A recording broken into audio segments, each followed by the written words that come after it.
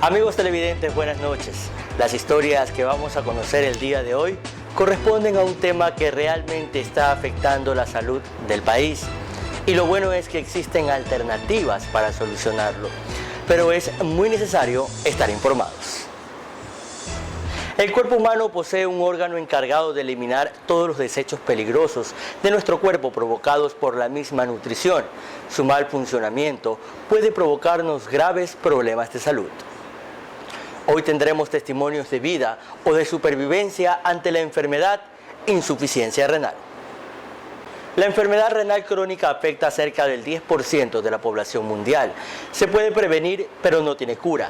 Suele ser progresiva, silenciosa y no presentar síntomas hasta etapas avanzadas, cuando las soluciones, la diálisis y el trasplante de riñón ya son altamente invasivas y costosas. Según la Organización Mundial de la Salud y la Organización Panamericana de la Salud, al igual que con muchas otras enfermedades crónicas, la prevalencia aumenta con edad, por lo que es superior al 20% en personas mayores de 60 años y el 35% en los demás de 70 años. Sin embargo, 1 de cada 25 adultos jóvenes de entre 20 a 39 años también está en condición. Además de que los pacientes con diabetes o antecedentes de enfermedad cardiovascular registran la prevalencia más alta de enfermedades renales crónicas, llegando al 50% o más. Dora Lidia García es una fiel guerrera de los derechos y por supuesto del bienestar de quienes padecen esta enfermedad. Es la presidenta de la Fundación Caminando hacia la Luz y a continuación nos detalla cuál es el proceso que deben atravesar las personas que son detectadas con insuficiencia renal. Bueno, la insuficiencia renal es una enfermedad que actualmente aqueja a muchísimas personas. Tiene que ver con el daño de los irreversibles de los riñones. La función del riñón son varias, dentro de ellos pues es eliminar el exceso de líquido del cuerpo, tratar de eliminar las toxinas del cuerpo, producir la eritropoyetina, que a la vez pues producen los glóbulos rojos, y fortalecer los huesos a través de la vitamina D. Entonces, generalmente pues se da un fallo renal o un daño renal que puede llegar hasta la insuficiencia renal, precisamente por dos causas. Hay dos causas como mayoritarias, ¿no? Está la diabetes, ya. Tenemos una gran población de pacientes diabéticos y por lo menos el 70%, si no es más, de pacientes diabéticos realmente llegan a la insuficiencia renal por la diabetes. Otra de las causas es la hipertensión. Las personas que tienen presión alta pues llegan también a la insuficiencia renal. Generalmente son aquellas personas que padecen de la enfermedad pero que no tienen el cuidado suficiente para poder prevenir, porque no todo diabético es paciente con insuficiencia renal y no todo hipertenso pues es un paciente con insuficiencia renal. Es aquel paciente que no tiene el cuidado necesario mientras tiene la diabetes o es hipertenso. Bueno, normalmente los síntomas, hay varios síntomas que se presentan. Por ejemplo, uno de los síntomas es el cansancio, sin razón alguna. El cansancio, calambres por las noches recurrentes, ya son muy continuos. Comienzas a hincharte, o sea, puedes hinchar de los párpados, los tobillos, las piernas. Tienes un mal sabor metálico en la boca, ya cuando ya hay la insuficiencia renal. Entonces esos son ciertos síntomas que te permiten o te indican que hay algo malo en tu organismo, ¿no? Lo ideal es acudir a un médico. Lo recomendable es que la persona acuda por lo menos una vez al año a un médico. Hay personas, y en especial de mi experiencia, en especial los hombres, casi no visitan mucho a los médicos y hay bastantes hombres en máquinas actualmente, o sea, actualmente están ya con insuficiencia renal. Entonces yo creo que sería eso, ¿no? Acudir al médico. Normalmente uno va a un médico general. El médico especialista en insuficiencia renal es el nefrólogo, él es el especialista, y obviamente pues el médico le va a hacer una serie de exámenes que le van a permitir definir cómo está el riñón. Uno de los exámenes que normalmente se hace es revisar la urea, la creatinina, el ácido úrico, el hematócrito, para saber cómo están los niveles de anemia. Otros es el potasio, el calcio, el fósforo. Entonces, el médico lo que va a hacer es revisar, mandar una serie de exámenes que le van a permitir determinar si existe o no existe un daño renal. Hay personas que tienen una insuficiencia renal, sin embargo, pueden mantenerse con una alimentación muy limitada, con medicamentos, sin necesidad de llegar directamente a la máquina o al tratamiento de diálisis. Hay casos así. Hay casos muy extremos que de repente no se dieron cuenta o le detectaron en algún momento la insuficiencia renal. El paciente decidió simple y llanamente no hacer caso a lo que le decía el médico, se regresó a su casa, siguió haciendo su vida normal. Entonces llega un momento en que llega ya al hospital, generalmente de emergencia, y ahí es donde necesariamente tienen que hacerle el tratamiento de diálisis. Es posible que no note ningún síntoma durante algún tiempo. La pérdida de la función puede ser tan lenta que usted no presentará síntomas hasta que los riñones casi hayan dejado de trabajar. Pero ¿cuál es la funcionalidad del riñón? ¿Existe dolor durante el proceso de diálisis? Escuchemos. Mira, el riñón es un órgano que funciona 24 horas al día, no para nunca de funcionar. Entonces el riñón pues va filtrando, va limpiando, va purificando y va seleccionando lo bueno y lo malo del cuerpo. El paciente que entra a diálisis, cuando significa que ya le han detectado insuficiencia renal crónica, tiene que hacerse, aquí en nuestro país se hace 3 veces a la semana. Así que el paciente desde que entra tiene que hacerse 3 veces a la semana. Solamente en casos específicos que de repente necesite hacerse 2 horas diarias, 5 veces a la semana para tratar de purificarlo más rápido de su cuerpo y estabilizarlo, son muy pocos los casos. Sin embargo, pues 3 veces a la semana. Y eso sí es importante decir a los pacientes que acudan a sus tratamientos de diálisis. Hay pacientes que se aburren del tratamiento, ya hay momentos que se sienten mejor, se dan el lujo de faltar un día a diálisis, o sea, eso les repercute mucho. Claro, a la larga. Entonces, al principio no vas a la diálisis, no me importa, estoy bien, no me siento mal, no pasa nada.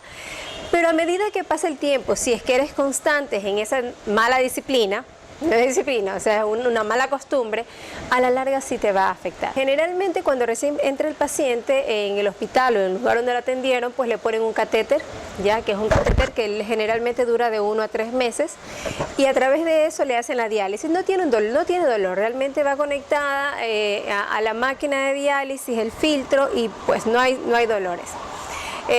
Luego de eso pues le hacen una fístula arteriovenosa que generalmente es en el brazo izquierdo o en el brazo que menos use, y ahí el dolor es de repente los pinchazos, entonces ahí sí dolor, pero entre el pinchazo y estarme ahogando, poco a poco ya el cuerpo se va un poco acostumbrando, a la larga ni siquiera lo sientes, pero pasas 4 horas, generalmente los centros de diálisis tienen televisores, donde el paciente puede estar viendo su televisión, hay gente que lleva libros y puede leer, y lo importante es como acostumbrarse. Cada cierto tiempo le toman la presión para medir cómo está en el tratamiento, si se le sube, si se le baja. Yo creo que lo tedioso es estar ahí 4 horas. Tuve la oportunidad de conversar con varios pacientes que atraviesan esta prueba. Lo interesante es que cada uno de ellos demuestra su gran fortaleza por continuar en esta lucha constante. A continuación escuchemos sus testimonios.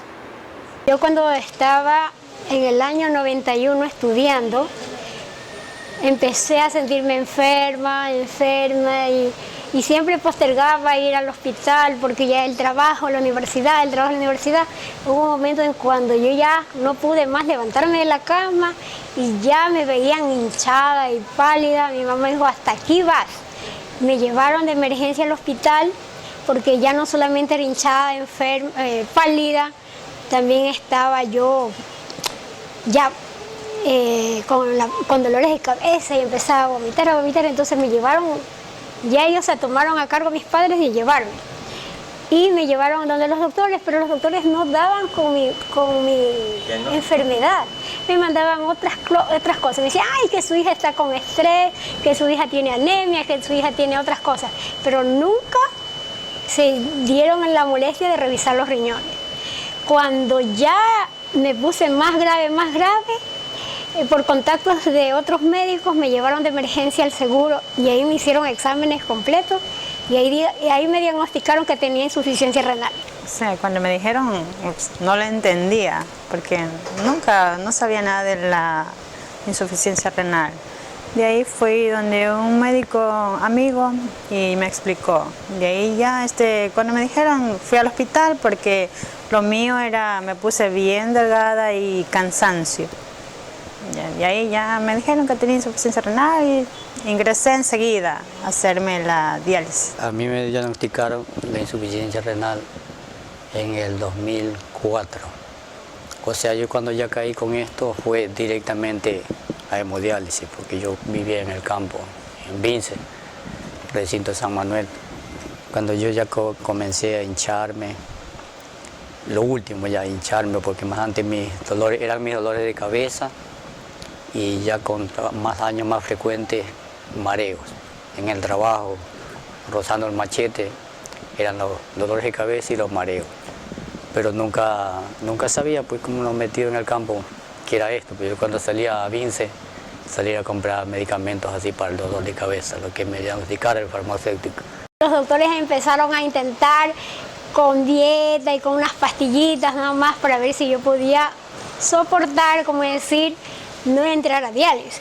Pero ya hubo un momento en que ya los riñones ya colapsaron, el riñón que todavía está medio funcionando ya dejó de funcionar. Al principio sí me deprimió bastante porque, o sea, todo le cambia a uno, o sea, le hacen ver que, o sea, no puede hacer muchas cosas, que no puedes hacer esto, lo de aquí, bueno, y sí me deprimió bastante, pero después un día decidí, no, que no voy a morir, no voy a quedar aquí, y empecé a hacer mi vida normal, o sea, a salir, a hacer las cosas que me gustan, no estar en la casa, no pensar en lo que tenía, porque pensar en la enfermedad es lo que uno lo mata. Cuando ya me diagnosticaron directamente, la hemodiálisis fue en el 2004, que ya vine en un mes de noviembre, directamente al Hospital del Seguro. Ahí fue cuando ya me diagnosticaron la insuficiencia renal y el único caso, la opción de vida era la diálisis, ya no tenía otra opción. Entra en una situación de temor, uno no conoce, no saben, llegan a tomar la decisión de no hacerse el tratamiento. Hay unos que se escapan, entonces le dicen que tiene insuficiencia renal y dicen, no, de diálisis no quiero saber nada, así que me regreso a mi casa. Entonces por eso regresan a emergencia y en emergencia ya no hay nadie quien decida. En ese momento el médico tiene que decidir por la vida del paciente y lo hace. Entra en un proceso de depresión, no se entiende, nadie quiere vivir dependiendo de una máquina, no acepta la enfermedad.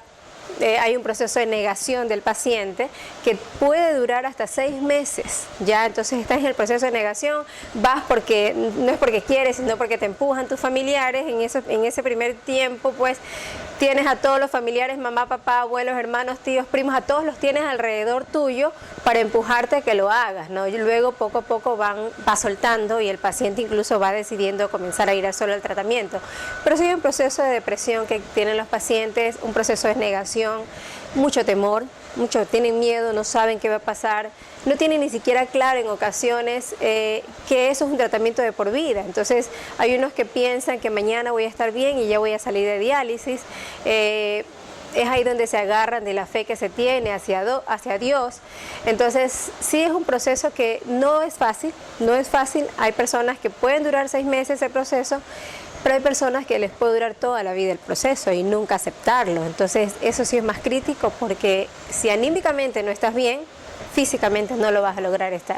Yo misma me hice la psicología, o sea, no me voy a morir, y así empecé, incluso porque me gusta la actividad, me gusta, incluso hasta así jugaba pelota, hasta que el doctor me dijo, no, ya Kenia, no te vayas a jugar pelota, que te va a venir la fístula. Yo, bueno, pero me gusta hacer ejercicio, me gusta estar activa, no me gusta estar así en la casa sin hacer nada, estar pensando en lo que tengo. Cuando ya uno entra a diálisis o hemodiálisis, la vida de uno cuando es diálisis, depende del cambio de las bolsitas de las diálisis que a uno le hacen los lavados. Una es esa. El otro, cuando es la hemodiálisis, tu tiempo se te acorta. Por ejemplo, yo tengo que estar pendiente de que mi hora de diálisis está a la hora de 3:30 hasta las 9 de la noche. No tengo tiempo ni para hacer bien mis trabajos, no tengo tiempo para hacer las cosas como otra persona normal que no tenga que hacer esto, estar pendiente de su horario. O sea, uno no puede pensar, me voy de viaje, me voy a tomar 15 días, 20 días, me quiero ir de vacaciones. No puede uno. Interesante el tema del día de hoy. De esta manera vamos a dirigirnos a una pausa comercial. Al volver estaremos continuando con más de este especial.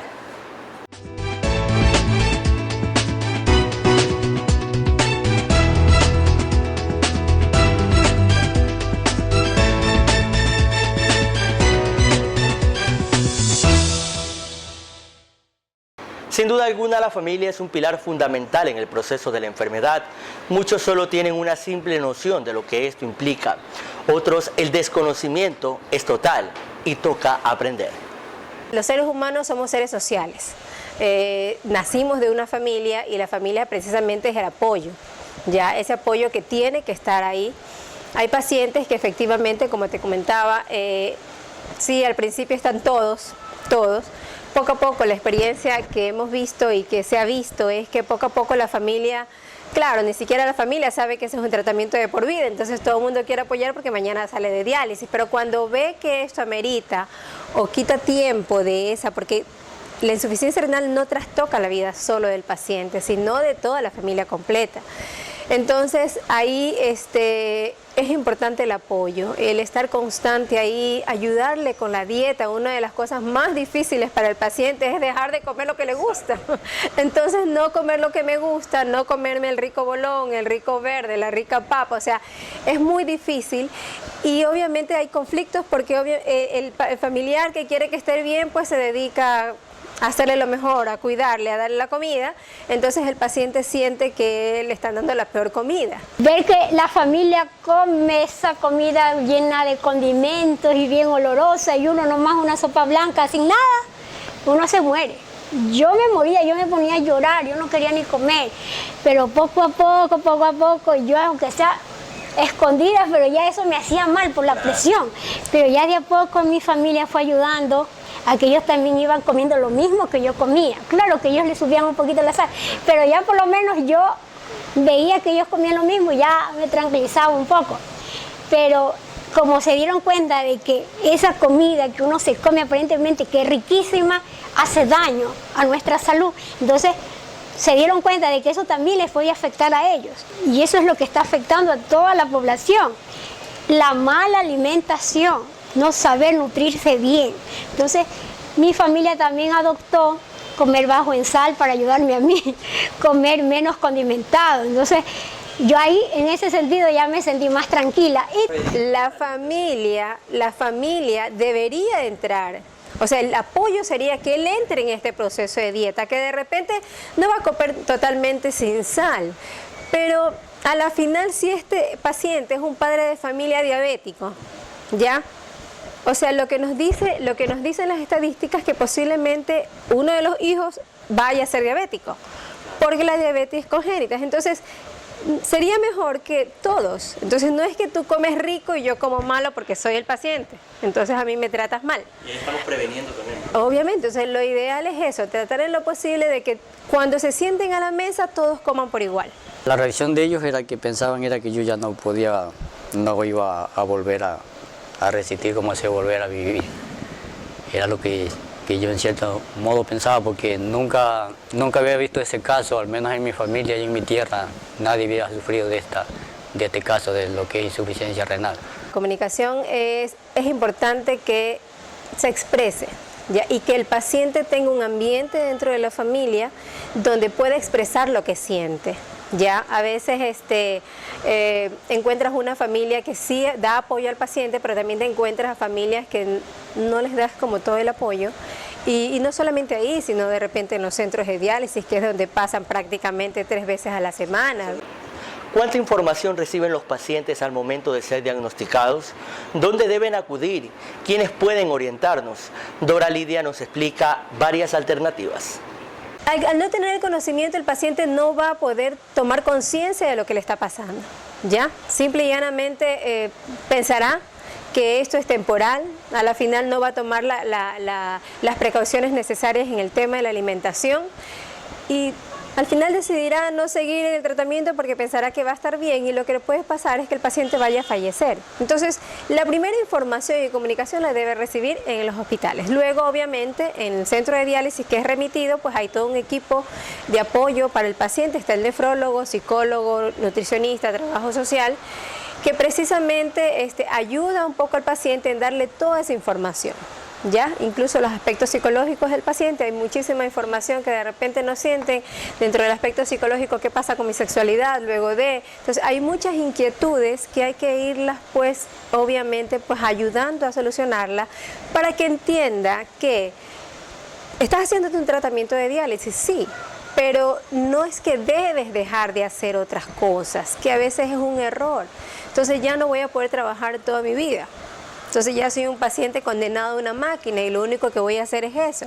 Entonces un paciente que piensa eso y que siente eso, pues a la final la sobrevida de la persona no va a ser mucha porque se siente inutilizado. Entonces de diálisis a casa y de ahí nada más. Muy poca porque en el centro de diálisis es poca la información que dan. Incluso yo a mis compañeros siempre les ando hablando del tema de la asociación, o sea, porque, de eso se trata, ¿no? La asociación de informar, porque los familiares no, pocos son los que saben de esta enfermedad, hay muchas enfermedades que lo causan, no solamente la hipertensión ni la diabetes, sino muchas cosas, y el familiar no sabe nada. Normalmente los pacientes antes de ir a un centro de diálisis generalmente van a un hospital. En el hospital, pues, ¿qué tienen que tener? Tienen que decirle primero el diagnóstico. Entonces le van a diagnosticar y le deben de dar las alternativas de tratamiento. No todo paciente sabe que hay 3 tipos de tratamiento. Entonces el paciente renal tiene 3 tipos de tratamiento. Entonces tiene el tratamiento de hemodiálisis, el tratamiento de diálisis peritoneal y el tratamiento del trasplante. Entonces los médicos o las personas que están en el área tienen que comunicarle al paciente las opciones. En el mismo hospital a uno te informan los nutricionistas, los doctores, no tiene que comer esto, no tiene que hacer esto, no tiene que tener problemas, estrés, porque eso le hace daño.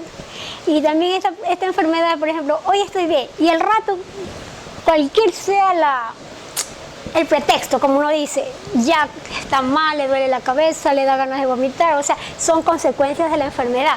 Pero claro, que cuando uno se cuida en la dieta, en la alimentación, tiene una vida más, como así, atareada en el sentido de que no está solamente su mente vagando, que mi enfermedad, muriéndose así, de esa manera. Tuve 4 años en lista de espera en la clínica Kennedy y de ahí ya me retiré porque no se avanzaba el proceso y de ahí fue que ya volví por aquí a la asociación porque yo antes venía a hacer limpiezas y los días que estaba libre, que no tenía hemodiálisis y cuando no me iba a mi tierra, a Vince, y ya me dijeron que volviera a hacer los trámites para el seguro que estaban trasplantando en Invernazza. Varios son los problemas, cada uno con un punto de vista completamente diferente, en busca de soluciones. Así también lo describe la familia Camacho Bosmediano, quienes tuvieron que pasar por esta adversidad, pero lo afrontaron de una manera completamente diferente. Conozcamos lo que nos dijeron. Yo me enteré de la enfermedad a raíz de un examen de rutina cuando estaba trabajando en la empresa. Fueron médicos del Seguro Social a hacer un muestreo de sangre a todos los trabajadores. Yo laboraba en la empresa de Tecol, transportación de valores. Como decía, en un examen de rutina, el médico de la empresa me llamó y me dijo que yo estaba con una anemia. Pero yo estaba así, gordo, normal, aparentemente. Pero me dice, hágase otro examen por si acaso algo se puede haber equivocado. Bueno, y efectivamente fue eso.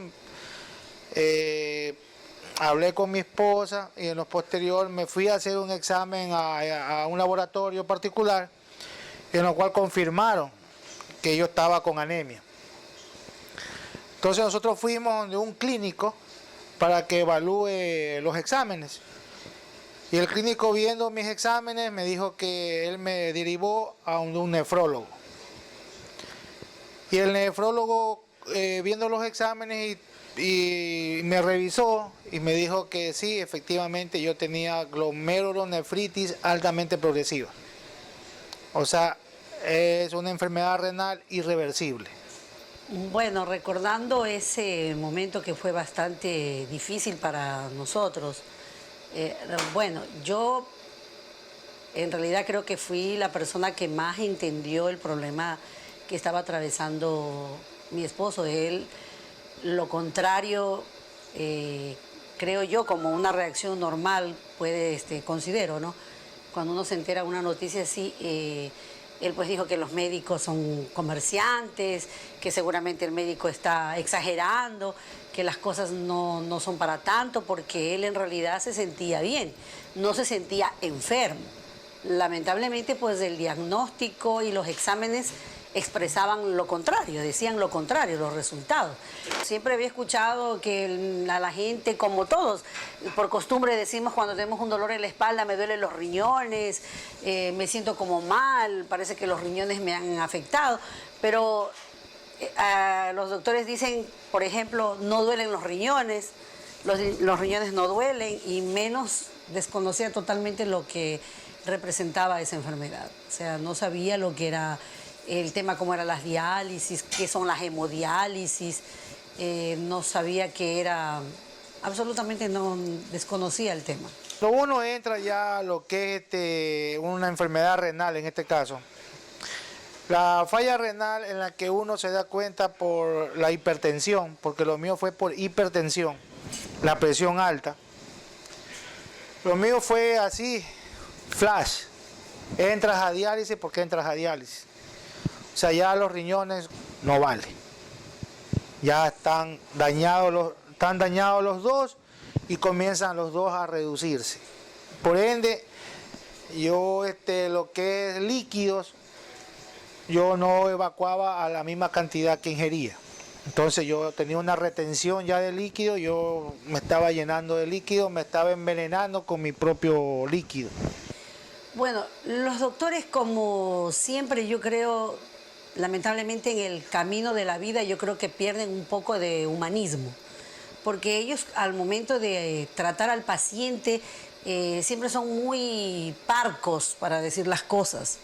Entonces creo que es exactamente lo que nos pasó. El doctor habló de tal forma, dijo las cosas así todas sorpresivas, no nos dio una inducción, no una explicación, digamos, tal vez prepararnos un poco psicológicamente. Tal vez ese no es su especialidad, pero yo creo que deberían aprender eso. En realidad sí fue un poco impresionante la forma como el doctor describió la enfermedad. Lo dijo en pocas palabras, algo así como que te cuentan una tragedia en pocas palabras. Y obviamente es difícil asimilar para cualquier persona, para cualquier hogar. Es difícil como comprender de un momento a otro que tu vida va a cambiar, va a dar un giro de 180 grados. No, aquí hay muchos cambios. Uno de los cambios principales que uno tiene es aparte del apoyo incondicional, en este caso de mi pareja, de mi esposa, que fue incondicional, mi familia, todo, tuve ese apoyo. Tuve eso de que no tengas compasión. O sea, no lo vieron de esa forma. En este caso, fueron bien aconsejados. Fueron bien aconsejados en el sentido en que no deberían tratarme de engreírme. Porque al engreír a un paciente renal, estás transformando a una persona inservible. Le costó bastante. En realidad, yo creo que en la familia siempre alguien debe tomar la posta, ¿no? Y siendo él la persona que estaba en la situación crítica de la enfermedad, me correspondió a mí como su pareja ponerme al frente. Entonces comencé por amistades, por conocimiento también, informándome de qué se trataba, y visité un médico, visité otro médico, pero en realidad el paciente no iba yo, y llevaba mi carpeta. Cuando el doctor me preguntaba, ¿y el paciente? Yo le enseñaba la carpeta, porque el paciente no quería asistir. Raúl se cerró bastante al inicio, para poder aceptar lo que le estaba pasando. Entonces eso sí tomó su tiempo, pero afortunadamente, bueno, como todo, ¿no? Poco a poco pues ya fue entendiendo que las cosas tenía que tener un horizonte, porque si no, ¿de qué manera íbamos a buscarle una solución al problema? Tuvimos un año en transición, en mi indecisión y en no querer ir a diálisis. La enfermedad para mí era difícil de asimilarla. No podía hacer lo mismo que hacía antes. O sea, prácticamente estar con mis amigos, ir a una parte, tomarnos una cerveza, tomar bastante líquido. Yo no podía. El cigarrillo tenía que dejarlo, yo ya tenía prohibido dejar. La alimentación tenía también que ya estar balanceado, tenía que dejar muchas cosas. Eso para mí fue difícil, súper difícil, porque no hubo momentos en que ya no quería saber nada de nada. Pero eso cuando cuando uno se siente solo, cuando uno se siente en un mueble o en una parte donde no hay nadie, uno se pone a pensar para sí mismo. Y sí mismo dice, bueno, ¿cuándo te toca? ¿A qué hora? ¿Qué vas a hacer con esta enfermedad? ¿Cómo la estás llevando? ¿Qué piensas? ¿Qué esperanza tienes? Si ya te dicen que con la cara del médico que te puso vas a entrar a diálisis, a uno le da hasta por comenzar a investigar hasta en internet qué diablo es eso. Claro, todo, yo creo que las situaciones de las enfermedades, de alguna manera los seres humanos sabemos, aunque no lo aceptemos en el fondo de nosotros, que siempre puede terminar con una consecuencia pues definitiva, ¿no? Y obviamente lo que uno pretende al buscar desesperadamente la ayuda, la asistencia de un médico, es tratar de no llegar a ese punto. Entonces eso era lo que yo pretendía. Yo no quería que eso pasara, que quería ver las posibilidades que teníamos para poder solucionar el problema. Gracias a mi esposa, que ella me acompañó en lo que es el proceso de la enfermedad. Ella estuvo más informó, más involucró en mi enfermedad, que ella un día conversando en un negocio que tenía en Guayaquil con un señor que proveía agua, y en esa conversación él dijo, no, dice, yo estoy en diálisis, yo tengo esa enfermedad, esto de aquí, y a su vez le informó que hay una asociación, una fundación que es de pacientes renales, se llama Caminando hacia la Luz. Ella acudió allá, le informó la dirección y todo, ella fue, yo no quería ir. Ella fue, se informó y vio, y bueno, lo que ella me transmitió fue que había desde niños, personas jóvenes, mayores, adultos, de toda edad, que tenían esa enfermedad. Yo asistí así, dije, bueno, voy a ver qué pasa. Obviamente, como siempre, fui mi carpetita y yo, porque éramos los que acudíamos a todo lugar. Cuando llegué, yo creí que estaban en una fiesta o en una reunión, no sé, de cualquier cosa. Entonces ella cuando vio, se acercó, me dijo, ¿usted es Lourdes? Le dije, sí. Y le digo, pero usted siga tranquila, que yo espero. Le digo, no, dice, venga, intégrese. Y bueno, yo observé a todas las personas ahí y yo le digo, no sabía que tenían una reunión, una fiesta.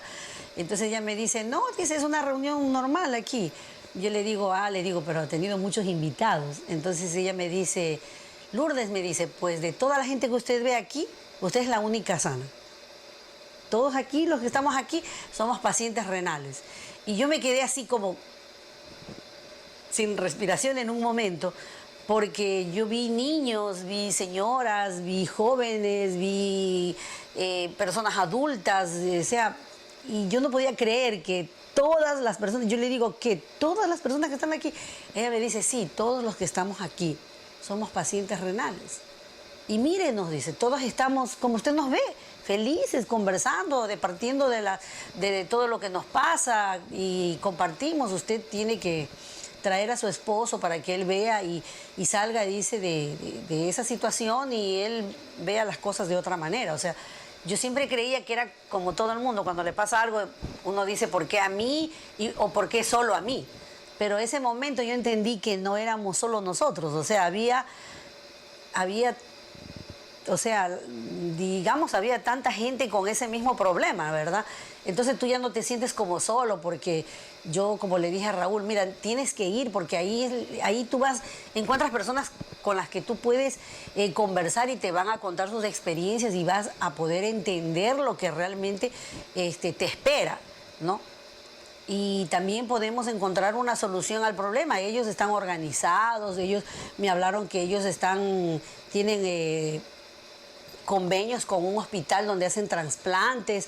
Me dijeron que nos pueden indicar cuál es la forma, el mecanismo, cómo entrar en esa lista de espera. Y principalmente te van a contar sus experiencias para poder entender lo que era la enfermedad de la insuficiencia renal. Cuando yo entré a diálisis yo ya estaba prácticamente ya listo, ya más o menos ya mi cerebro ya estaba ya más o menos preparado, porque la vida que yo había visto a la que yo me imaginaba era distinta. Ya, era distinta, ¿por qué? Porque yo me imaginaba algo que ya me iban a poner en una máquina y mi vida iba a estar ahí. Ya, en cambio yo conversando con estas personas, vi distinto, vi que la vida la pueden hacer normal, la vida la pueden hacer vivir otra vez, o sea, es una esperanza de vida, digámoslo así. ¿Para qué? Gracias a Dios mi familia estuvo ahí, como dice, al pie del cañón. Bueno, en este caso mis hijos con la edad que tenían asimilaban por lo que le transmitía la mamá, que me tengan también paciencia, porque también el carácter lo transforma. Uno se hacía prácticamente, uno se encerraba ya y el carácter se hacía volátil. Por todo parecía uno fósforo y se encendía enseguida. Pero así mismo, poco a poco fui también ya asimilando la enfermedad, lo que entré a diálisis y todo. Y veía normal, ya. No solamente porque se trata de la insuficiencia renal, yo creo que el apoyo de la familia es fundamental, cualquiera que sea la enfermedad o cualquiera que sea el problema, ¿no? Sí, siempre, bueno, esa parte le va a tocar al paciente realmente, ¿no? Porque se va a sentir desmotivado, cree que su vida llegó a un final, tal vez cree que no va a ver crecer a sus hijos. O sea, me imagino que en su mente pasan tantas y tantas cosas. Obviamente es ahí donde los que formamos parte de su entorno tenemos que, como quien dice, sacudirnos un poco más. Porque yo no es que sea la fuerte, pero tenía que serlo. Tenía que serlo porque tenía mis hijos que no... Si yo no entendía, se imaginan los niños, ¿no? También su mamá, su único hijo. O sea, era una cosa muy complicada. Entonces alguien tenía que sacudirse un poco y entonces eso me tocó a mí, obviamente. Al volver del corte comercial, Raúl Camacho nos comenta cómo fue el proceso de su recuperación al haber sido beneficiado por un trasplante de riñón. Ya regresamos.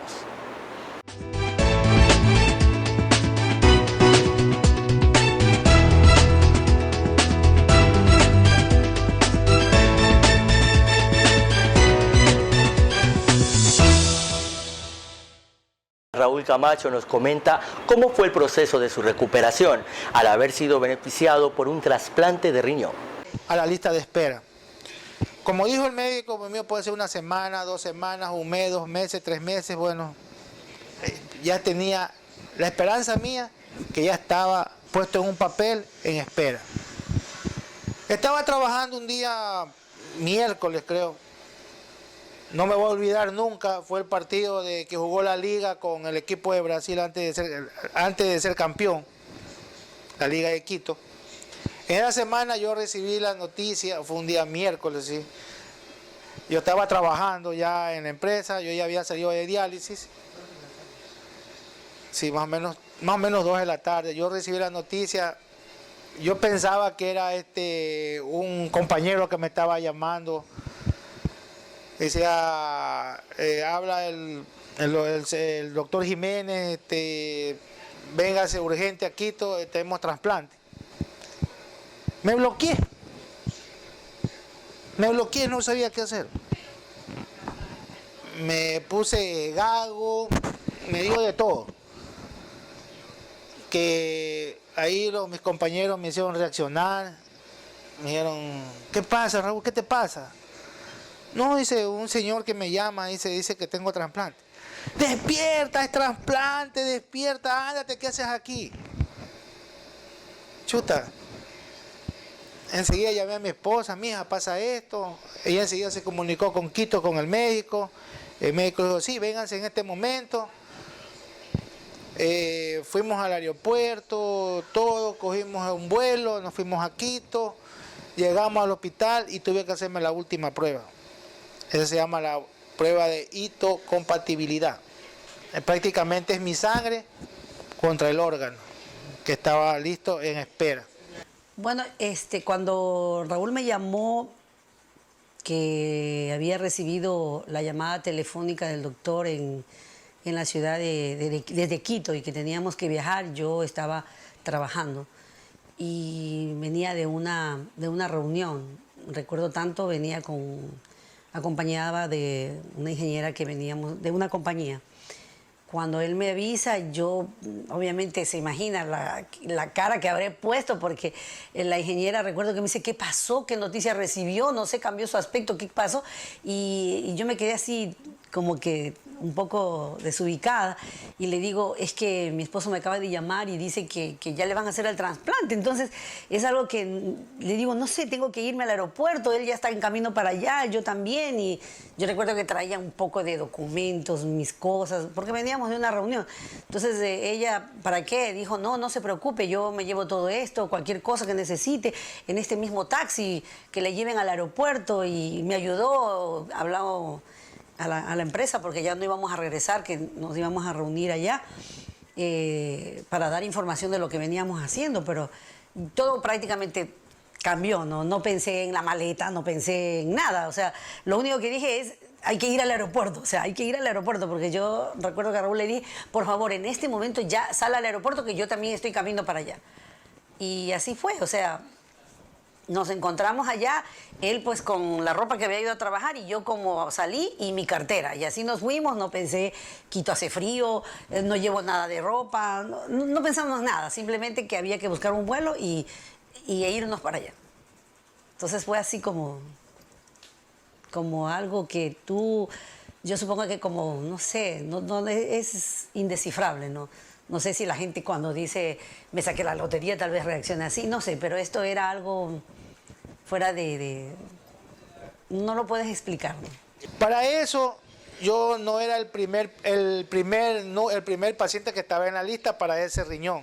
Era el tercero de la lista. Adelante mío había ya 2 personas. La primera persona estaba en Manta. Ella estaba en Manta y no alcanzaba, no podía llegar a la hora en que el médico le pedía. La segunda persona vivía en Quito, pero no tenía ningún examen hecho. Le habían aconsejado que ya vaya a hacerse los exámenes y todo, pero él no se había hecho nada de eso. Me tocaba a mí. Gracias a Dios, yo también, gracias a mi esposa, que ha sido también en este caso el pilar fundamental y bueno, haciéndole caso a ella, que yo tengo que llevar una carpeta de todas las cosas que en el centro ya se me hacían exámenes, yo pedía una copia, me decía que todo pida copia. Yo tenía mi carpeta lista, todo, inclusive la semana anterior habían hecho ya pruebas de sangre y todos los niveles y todas esas cosas, yo tenía los niveles, todo tenía yo en mi carpeta. Entonces cuando yo llegué ya a la última prueba y todo, el médico me dice, espere que eso demora unas 2 a 3 horas ver el examen. Eran más o menos como las 10 de la noche, en el hospital no había nadie. Todo el mundo estaba en el estadio, menos el doctor que estaba en ese caso para el trasplante. Cuando, bueno, la hora llegó, el doctor sube y me dice, le tengo una buena y una mala. Me dice, la buena, que el órgano todavía está a tiempo. Me dice, esa es la buena. Y la mala es que usted tiene el 40, usted tiene el 40% de compatibilidad. Usted tiene que tomar esa decisión, lo toma o lo deja. ¿Qué decide? No dije nada en ese momento, yo le dije, tenía una rasuradora ahí, me dice, ¿qué va a hacer? Me dice el médico. Digo, voy a rasurarme. Para recibir este órgano tengo que recibir con buena cara. Dice, ¿dónde firmo? Yo lo acepto. Si es para mí, es para mí. Si no es, ¿qué puedo hacer? Y ahí pues lo que me quedaba era pedirle a Dios que no haya el rechazo de que el doctor nos había explicado, que eso significaba otra cirugía tan parecida como al trasplante, pero esta vez para sacar el órgano. En costos y en riesgos era lo mismo. Entonces había que pensar en todo eso. Y la verdad, gracias a Dios todo salió bien. Después de ya la parte pues médica, los doctores muy atentos, el equipo médico en Quito, en el Hospital Metropolitano, muy atento. Solo me acuerdo que cuando me desperté ya estaba con el trasplante. Estaba conectado por todos lados, parecía esta autopista, mi cuello parecía autopista, mangueras por todos lados. Ahí tuve mi primer mal funcionamiento del órgano. El órgano estaba mucho tiempo helado y no tenía que reaccionar, no estaba trabajando bien.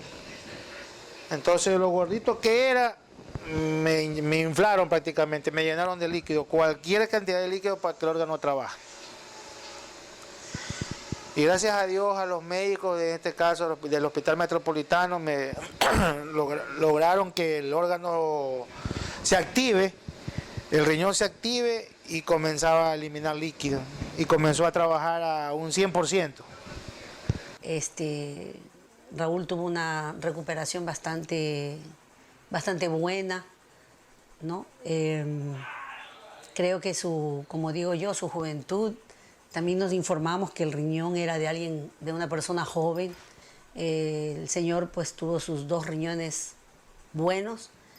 En el mismo día operaron con un riñón a Raúl y el otro riñón recibió a un niño de 14 años que ya había sufrido un rechazo de un riñón anterior.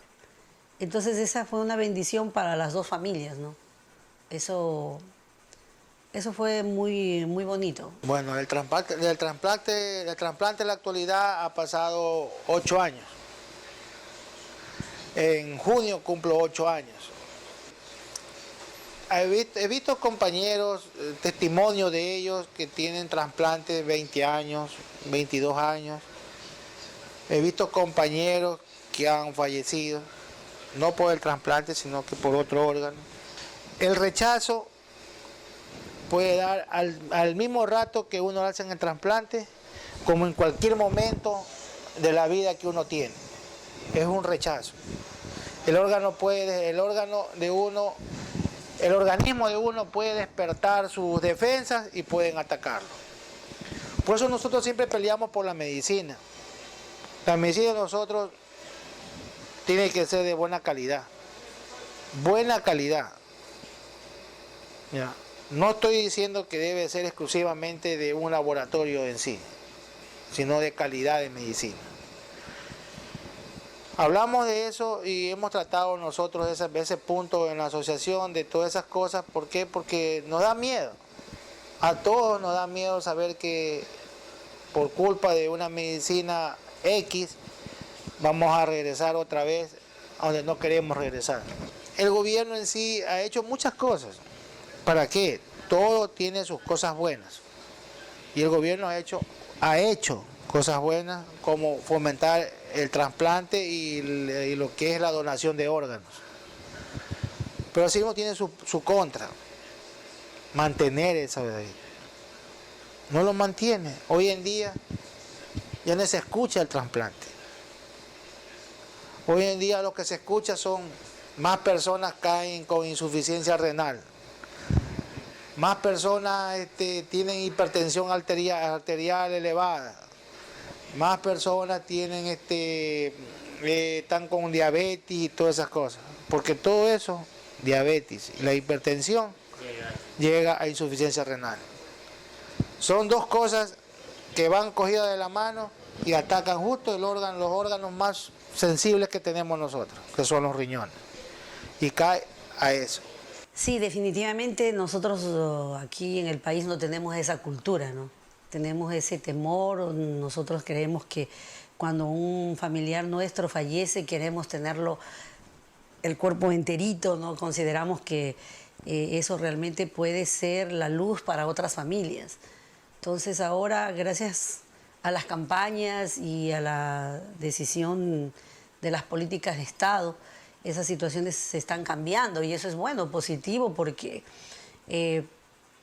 hay ciertas familias a las que les podrían salvarle toda una vida, ¿no? Tal vez a su madre, a su padre, algún hijo. Entonces, eso es bueno, o sea, que todos tengamos esa dedicación. Yo también antes tal vez es muy probable que hubiese dicho, no, ¿cómo? Donante, no, porque uno tiene ese miedo de que como que si eres donante tal vez si estás entre que la vida y la muerte van a decidir mejor porque mueras por tal vez tener un órgano, o sea, había ese temor. Pero yo no, definitivamente no es así y eso se va pues uno aprendiendo, ¿no? Cuando le pasan estas experiencias o cuando se hacen esas campañas de concientización en la gente, que eso es lo que yo creo que le hace falta mucho aquí en el país, ¿no? Hacer esas campañas de concientización de que la donación no hay que tenerle miedo, ¿no? Y es más, se podría muchísimo evitar ese tráfico de órganos, que eso sí es realmente dañino, ¿no? Aquí en Durán lo que yo he oído prácticamente es para la diabetes. Hemos escuchado algo de hipertensión, pero no campaña. Queremos, sí, porque prácticamente en la asociación a la cual yo también pertenezco, queremos involucrar, más que todo aquí en Durán, a hacer campañas para que la gente haga conciencia. Haga conciencia en que si uno se cuida y todos nos cuidamos, no vamos a llegar a lo que tenemos, una insuficiencia renal crónica, y terminamos en diálisis. Porque nosotros, gracias a Dios, tenemos prácticamente dos oportunidades. La enfermedad te da dos oportunidades. La diálisis es una esperanza que tiene mucha gente todavía, pero la mejor es el trasplante. Claro, me gustaría, no solamente por el tema de la insuficiencia renal. Yo creo que a nivel de todas las enfermedades, cada uno de las personas que vivimos aquí en Durán deberíamos aportar con un granito de arena para que las campañas tengan el éxito que debe ser, ¿no? De informativas a toda la comunidad. Si no, tenemos pues el negocio de un salón de eventos y ahí se podría dar una charla, encantado, porque yo creo que ese es el aporte que todos debemos hacer de alguna manera, o sea, tal vez con la herramienta que tenemos. Nosotros estamos poniendo a disposición una herramienta que tenemos, pero de pronto pues aquí en el cantón existen muchos profesionales que ellos podrían en cambio ser los que transmitan ese conocimiento, ¿no? Nosotros estamos diciendo el lugar, pero necesitamos de la conciencia de los profesionales, que estoy seguro que aquí en Durán existen muchísimos profesionales en todas las ramas y que sería un llamado más bien a ellos para que a través de la ayuda con el municipio, con el Ministerio de Salud, puedan pues organizar, ¿no? Este tipo de conferencias, de charlas que llegue a la comunidad para evitar tantas enfermedades, ¿no? Que se pueden prevenir a veces y que suceden es por la falta de conocimiento. Una de las principales cosas es que lo último que uno debe perder es la fe. Lo otro, la esperanza en que esta enfermedad, como decía, tiene 2 oportunidades. Aparte de lo que uno se da, tiene 2 oportunidades. Tiene la diálisis y el trasplante. En la diálisis aprendes a hacer amigos y a valorar la vida. Y el trasplante, todo lo que has aprendido, tienes que ponerlo en práctica para no volver atrás. Realizamos una pausa comercial, no se despegue de la pantalla.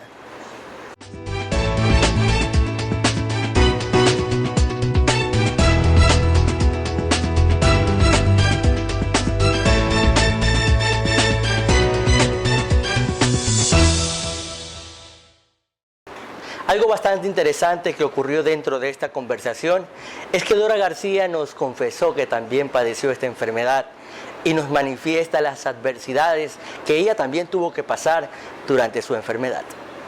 Sí, estuve 12 años en tratamiento de diálisis.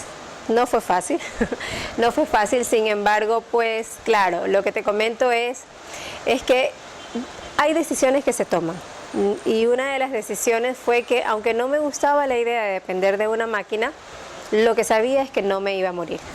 Eso sí tenía claro. Aunque muchas veces la muerte me visitó, le dije hola y chao y se acabó. Entonces, no, porque personalmente a mí sí me hablaron de la opción del trasplante desde el inicio. No entendía nada, ni siquiera lo que me iban a hacer. Porque eso es lo que pasa, o sea, te dan tanta información y no entiendes nada. Pero sin embargo, pues lo vi como opción y siempre pensé en esa opción. Entonces no podía morirme antes de trasplantarme, o sea, era lógico, no lo podía hacer. Realmente no creo, yo creo que lo que la gente sentía era un poco de lástima. Entonces sí veía gente que tenía lástima de mí, obviamente yo cambié muchísimo, mi aspecto físico y todo, sí había gente que tenía lástima o de pobrecita, el típico pobrecita que no puede, sí, pasó eso. Sin embargo, lo mío era siempre demostrar que a pesar de esto, pues no dejaba de ser Dora García. O sea, simple y llanamente no dejé de ser eso, no dejé de ser profesional, no dejé de trabajar jamás. Pero en la forma del trabajo, siempre soy trabajadora social de profesión, pues soy la presidenta ahora acá de la Asociación de Pacientes Renales, pero como trabajadora social lo mío siempre fue ayudar a la gente. Entonces, si mi herramienta era mi vida como tal, ¿Qué mejor testimonio? mucho más. ¿Cómo nace la asociación Caminando hacia la Luz? ¿Qué función cumple y quiénes pueden acudir? La asociación ha sido formada para nosotros poder saber nuestros derechos, para poder nosotros tener un lugar donde, como decir, nadie nos orienta. Hoy mismo fui al hospital, a uno lo mandan de un lado al otro y uno no sabe. Por ejemplo, aquí en la asociación nosotros sabemos los pasos a seguir en cuanto a ciertos trámites que tenemos que hacerlo. Entonces nos ayuda, ya no estamos como perdidos en el desierto. Entonces aquí nosotros sabemos qué derechos tenemos nosotros actividades bien bonitas que realizamos para que la gente no se dedique solamente a estar vegetando, muriéndose ahí en un letargo total. En el 2005, pues, a través de Fundación Renal Íñigo Álvarez de Toledo, que nos invitó a una reunión de pacientes. Fue una de las primeras reuniones de pacientes, un poco para conocer la situación de los pacientes y conocernos. En ese entonces pues hablamos de que no existía un tratamiento de diálisis gratuito, las personas que se hacían diálisis ya habían vendido todo y tenían que buscar la forma de pagar su tratamiento de diálisis. No había medicina, por ejemplo, o sea, incluso yo era una persona afiliada como tantos en ese entonces, pero sin embargo no tenía mi servicio integral, simplemente tenía el tratamiento de diálisis, los exámenes al mes, y de repente tenías que ir al seguro a ver tus medicinas y si no te tocaba comprar. Entonces yo tenía que comprar las cajas de vitamina B, las cajas de vitamina C, la eritropoyetina, porque no había y porque no lo daba, porque no estaba contemplado en ese entonces. Frente a esta necesidad y un poco conocer qué estaba pasando, no se hablaba de la opción de trasplante, entonces los pacientes decidimos armar una asociación que un poco, primero nos ayudemos entre nosotros, porque la intención era eso, ¿no? Ayudar con tu testimonio de vida, lo primero que hicimos de apoyo más físico fue armar nuestra farmacia comunitaria, donde los pacientes del IES, si te sobraba una pastilla, le entregabas al grupo y eso era remitido y era entregado de forma gratuita a aquellos pacientes que tenían que pagar su tratamiento de diálisis, pero les alcanzaba solo para eso, no les alcanzaba para el calcio, para la vitamina C, o sea, no les alcanzaba. Entonces decidimos trabajar, que hasta ahora la tenemos. Nosotros estamos ubicados pues en las calles Pedro Moncayo, 704 y Quisquis, en el 7º piso, hay ascensor, oficina 709, estamos trabajando desde las 9 de la mañana hasta las 2 de la tarde y aquí están las medicinas para los pacientes renales que necesiten, que quieran información, porque a veces los propios familiares no tienen claro, no saben cómo ayudar al paciente porque no tienen claro ni siquiera ellos mismos. Entonces, las personas que deseen un poco de apoyo psicológico, apoyo de direccionamiento, es lo que hacemos. Nace la asociación precisamente para apoyarnos mutuamente, nace la asociación con la esperanza en ese entonces de que exista el trasplante renal, logramos que exista, logramos que el gobierno pues asuma la insuficiencia renal, porque sabíamos que la única forma de que asuma el trasplante era que se dé cuenta el gobierno de que si es que mantienes a tantos pacientes en diálisis, gastas más que trasplantar, ¿ya? Espero que todavía siga pensando así, porque realmente lastimosamente hemos crecido como pacientes renales. En el 2003 aproximadamente hablábamos de 3.000 pacientes renales a nivel nacional, pero ahora esa cantidad solamente es a nivel Guayaquil o la región costa. O sea, imagínate cuánto hemos crecido. Aproximadamente 10.000 pacientes. Contados, así como que los que están en diálisis, porque acuérdate que hay pacientes que están con la insuficiencia renal, pero no están en tratamiento, no han entrado en tratamiento de diálisis. Entonces realmente es muy preocupante cómo está creciendo. Es como una familia y aquí nos reunimos de todos los centros de diálisis que vemos pacientes renal, vamos para acá, que te invito, para que no estés triste, para que veas otros testimonios de personas que han venido ya casi ya con ganas ni de vivir, pero muchas personas se han levantado porque ven otras personas que están más todavía débiles, que a veces ya vienen en sillas de ruedas o vienen así con bastoncitos y ya están más alegres. El mismo hecho de ver que otros están en la misma situación, se ponen alegres, se motivan, ¿no? Porque estamos haciendo algo para que la gente se levante el ánimo. Es muy grato haber conversado con estas personas que padecen esta enfermedad y por supuesto nos brindaron algunas recomendaciones que debemos de tomar en cuenta, sobre todo la precaución al momento de cuidar nuestra salud. Bueno, las personas jóvenes que si les detectan no se tienen a morir, que sigan adelante, si estudian, que sigan estudiando, o sea, trabajen porque, o sea, esto nos va a ayudar a sentirnos mejor, a estar bien y que busquen la página de la asociación por internet y que no dejen de hacer ejercicio, que es muy importante, tanto para la salud como para lo físico. Es un poco como ir aceptando lo que está pasando en tu vida y luego ir viendo qué puedes hacer con lo que tienes en la vida. Entonces, lo que tienes en la vida es que tienes una enfermedad, a partir de eso conoces y tu mundo cambia, tu vida cambia, conoces a otra gente y decides no solamente ser un paciente de sillón, sino que ser algo más y hacer algo más. Entonces, fue la decisión que tomé. Primero, no me iba a morir. Segundo, dejar de ser un paciente de sillón y hacer algo más. De ahí nace pues la Asociación de Pacientes Renales. Nunca dejé de trabajar, jamás dejé de trabajar. En mi cabeza nunca estuvo la opción de no ser una mujer productiva. Y yo creía morirme después de que perdí el trasplante, pero no. Yo dije, yo todavía tengo salud, aunque dependa de una máquina, y yo a las personas que las veo tristes, muchas personas que han pasado por mi lado, profesionales, que yo los he visto que no soportaban la enfermedad y prefirieron tirarse a morir de la angustia y la depresión. Yo les digo que no, porque si Dios les dio sabiduría al hombre para que nos traten a través de las diálisis o de las hemodiálisis, uno puede tener vida, y con los trasplantes, que son la solución para nosotros, claro, no una solución es decir, ya estoy trasplantada, estoy sana como otra persona. Claro que tiene que haber un cambio de vida en cuanto a la salud y la alimentación, la salud mental y espiritual, porque todo eso combinado con la vida de uno va a mejorar el trasplante y o la salud en cuanto a uno esté en hemodiálisis. Yo recomendaría a toda esa juventud de ahora que el cuidado en la alimentación, siempre estar con el médico, hacerse todos los exámenes, que no vayamos a tener algún problema de colesterol o triglicéridos o ácido úrico, que son esos límites que se elevan, y por no hacerse un control a tiempo, cuando acordamos ya estamos hipertensos, se nos eleva la creatinina y eso hace que se dañe nuestro órgano.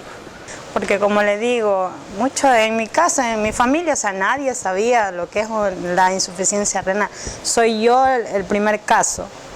O sea, y con eso siempre, o sea, Alejandro diciendo, miren esto, no hagan esto porque pueden terminar como yo. En este caso solo tenemos un salón de eventos en lo cual yo principalmente abriría las puertas y llamaría para que vengan expositores, vengan médicos que yo conozco, médicos tratantes de la fundación inclusive a la cual yo pertenezco, vengan y den charlas para que la gente haga conciencia y vea que esta enfermedad sí podemos salir hacia adelante. Más que todo es una esperanza de vida. Pero uno llega a entender, o sea, que hay cosas, o sea, que Dios nos manda por algo, o sea, es un propósito de Dios, por algo nos manda estas cosas, tenemos cosas que hacer por los demás que cuando estábamos sanos no las hacíamos. O sea, ahora lo entiendo así, lo veo así, o sea, tenemos muchas cosas que hacer por los demás y es Dios el que nos da la fuerza cada día para seguir adelante. Es importante crear conciencia sobre lo que nos podría hacer daño. Cualquier enfermedad puede perjudicarnos. En nuestro Cantón Durán no existe un centro donde se pueda conocer más sobre este tema. Lo recomendable para las autoridades es ejecutar una obra muy diferente a tapar un hueco en la calle, sino a prevenir un problema de salud tan grave como lo es la insuficiencia renal. Soy Julio Andrés Vaca. Hasta la próxima.